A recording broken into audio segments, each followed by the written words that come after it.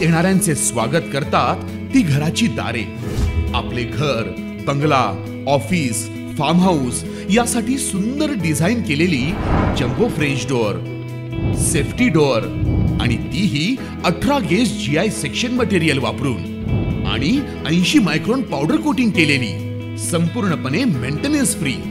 नजर खिळून राहील असे आकर्षक सर्व प्रकारचे डोर्स मिळण्याचे नाशिक मधील एकमेव नाव शिवाय एंटरप्राइजेस।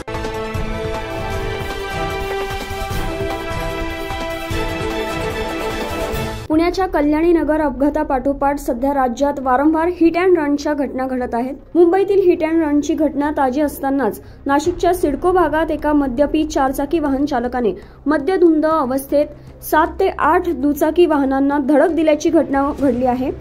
यात दुचाकी वाहन चालक जखमी झालेले आहेत, तर स्थानिक नागरिकांनी या मद्यपी वाहन चालकाला चांगलाच चोप दिला आहे। अंबड माऊली लॉन्स भागातील सोनाली वाईन शॉप ते मुरारी नगर पर्यंत सोमवारी 5 वाजेच्या सुमारास पाण्याचा जार वाहणाऱ्या मद्यधुंद चालकाने मुरली नगर परिसरात 7 ते 8 दुचाकी चालकांसह एका लहान चिमुरडीला देखील उडवलं आहे। एक 4 व्हीलरवाला गाड्या रेस करत वनश्री कॉलनीपासून गाड्यांना उडत आला तो।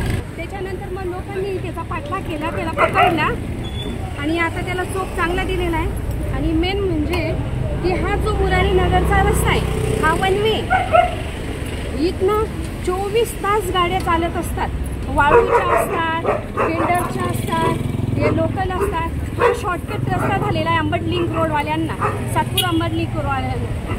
तर त्याच्यामुळे ना इतक्या दुर्घटना होत आहे, रोजच्या 1 ते 2 दुर्घटना रोजच्या होऊन राहिल्या।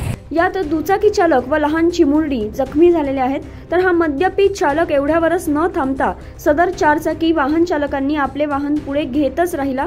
अखेर मुरारी नगर मधील काही युवकांनी पुढे याला पकडून चांगलाच चोप दिला।